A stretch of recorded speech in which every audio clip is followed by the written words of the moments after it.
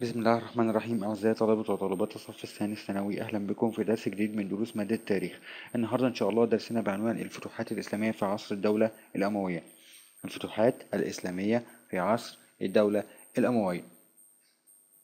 طبعا بعد ما استكملنا الفتوحات الإسلامية في عصر الخلفاء الراشدين، من بداية فتوحات بلاد الشام وفتوحات بلاد فارس وغيرها، النهاردة إن شاء الله هنتكلم عن الفتوحات الإسلامية في عصر الدولة الأموية. الدولة الإسلامية استكملت الفتوحات بتاعتها، أو توقفت الفتوحات الإسلامية في عصر علي بن أبي طالب. إيه السبب؟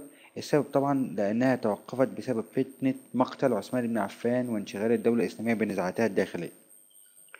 الدولة الأموية كانت تتميز بأنها دولة قوية، وكثرت الفتوحات في عصر الدولة الأموية بما تفسر لأنها كانت تمتلك جيشا قويا قادرا على فتح أكثر من جبهة. فبلغت الدولة الإسلامية في عصر الدولة الأموية أقصى اتساع لها، حيث امتدت قريبا من بلاد الصين شرقا إلى حدود فرنسا غربا. وطبعا علت الإسلام في مشارق الأرض ومغاربها. الفتوحات الإسلامية في عصر الدولة الأموية تنقسم إلى 3 أقسام. رقم 1 فتوحات بلاد السند وبلاد ما وراء النهر. 2 فتوحات آسيا الصغرى. وأخيرا فتوحات المغرب والأندلس. هندرس كل واحدة منهم، وهنعرف إن أول حاجة الفتوحات الأموية في المشرق الإسلامي. الفتوحات الإسلامية في المشرق الإسلامي اللي هي طبعا بلاد السند وبلاد ما وراء النهر، حيث حرص ولاة بني أمية على استكمال بني أمية دوت اللي هو أمية اللي هو مؤسس الدولة الأموية، يسعى على استكمال الفتوحات التي بدأها الخلفاء الراشدون في بلاد ما وراء النهر وطبرستان وأقليم الجبال. وقد مرت بلاد المشرق بمرحلتين في فتوحات بلاد السند وفتوحات بلاد ما وراء النهر. هناخد واحدة واحدة منهم كده وندرسها بالتفصيل. فهنتكلم أول حاجة عن فتوحات بلاد السند. فتوحات بلاد السند تعتبر، دي بقى أهمية بلاد السند. ما هي أهمية بلاد السند؟ حيث تعتبر بلاد السند بوابة مملكة الهند ومفتاح شبه الجزيرة أو شبه القارة الهندية. طيب، مين اللي فتح بلاد الهند؟ شخص يدعى محمد بن القاسم الثقفي، حيث خرج محمد بن القاسم الثقفي في 89 هجرية 707 ميلادية بجيش كبير لفتح السند.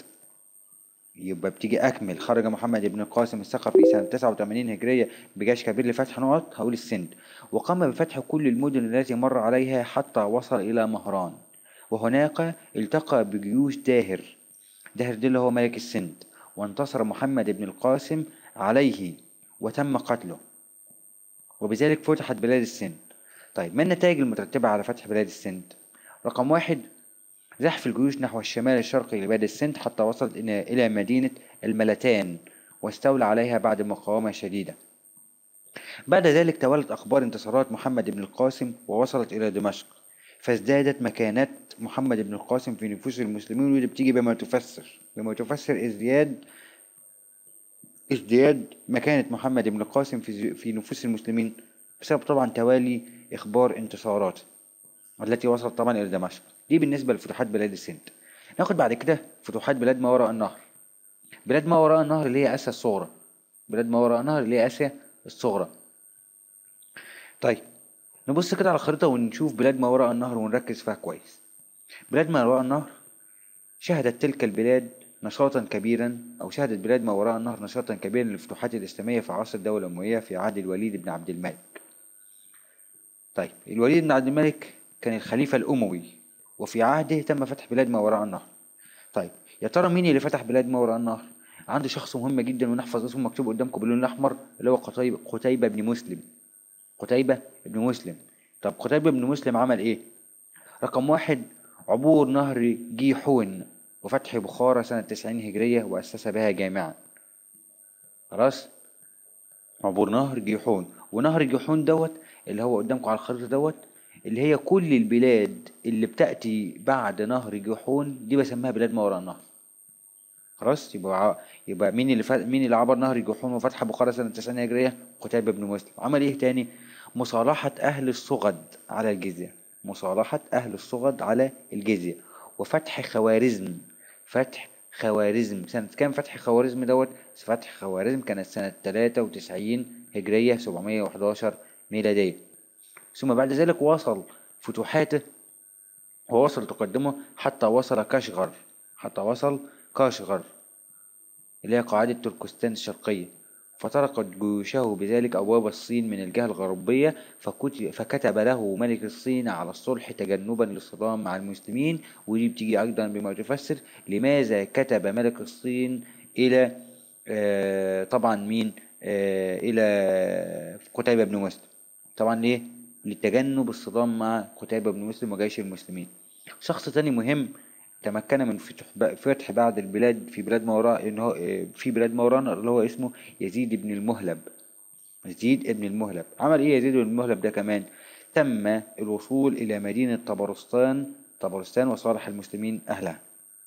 يبقى عندي فتوحات بلاد ما وراء النهر، عندي اتنين من قواد المسلمين، قتيبة بن مسلم ويزيد بن المهلب.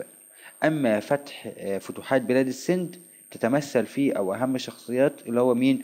محمد ابن ايه؟ ابن القاسم الثقفي. ده فتوحات بلاد ما وراء بلاد السند وفتوحات ما وراء النهر. نيجي عند حاجة مهمة كمان اللي هي الفتوحات الأموية في آسيا الصغرى. الفتوحات الأموية في آسيا الصغرى بلاد الروم. آسيا الصغرى احنا كلنا عارفين آسيا الصغرى حاليا اللي هي تركيا. آسيا الصغرى اللي هي تركيا. طيب لما نيجي نشرح بقى ونقول بعد أن امتد فتح المسلمين حتى أرمينيا، أرمينيا اللي هي قدامكم على الخريطة دي باللون الأحمر دي، ركزوا فيها. وآسيا الصغرى اللي هي منطقة الصراع بين المسلمين وبين الروم. رأى معاوية بن أبي سفيان أن الخطر الأكبر والعدو الرئيسي يكمن في الدولة البيزنطية، فقام ببعض الإجراءات. قام معاوية بن أبي سفيان ببعض الإجراءات. إيه هي الإجراءات التي قام بها معاوية بن أبي سفيان؟ رقم واحد: تحصين مناطق الحدود مع البيزنطيين. 2. ترميم الموانئ والقلاع على سواحل البحر المتوسط. 3. إنشاء ما يعرف بنظام الصوائف والشواتي. يعني كلمة الصوائف والشواتي دوت؟ ده نظام حربي أنشأه معاوية بن أبي سفيان لاستطلاع بلاد العدو. لكن دي الإجراءات، يبقى خدنا كده 3 إجراءات. لكن قام الأمويين بفتح القسطنطينية، أو قام الأمويين بعدة محاولات لفتح القسطنطينية ولكنهم فشلوا. لكن يا ترى إيه هي الأسباب دي؟ رقم واحد: غزارة المطر والبرد القارس في الشتاء وتفشي الأمراض مثل الجدري. رقم 2: استعمال البيزنطيين النار الإغريقية في إشعال المراكب، واستعمال السلاسل الحديدية الضخمة الحاجزة بين ميناء القسطنطينية وبين الشاطئ.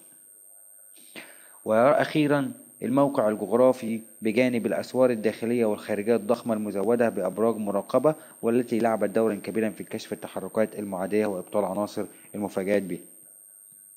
خلاص، يبقى دي نقطة مهمة جدا في الدرس النهارده الحمد لله. كده اتكلمنا عن الفتوحات الإسلامية في عصر الدولة الأموية، اتكلمنا عن فتوحات بلاد السند، واتكلمنا عن محمد بن القاسم الثقفي، واتكلمنا عن فتوحات بلاد ما وراء النهر، واتكلمنا عن أهم أعمال قتيبة بن مسلم ويزيد بن مهلب، واتكلمنا عن الفتوحات الأموية في آسيا الصغرى وما هي الإجراءات التي قام بها معاوية بن أبي سفيان، وما هي آه وما هي آه ما هي أسباب فشل فتوحات بلاد القسطنطينية أو فتح مدينة القسطنطينية.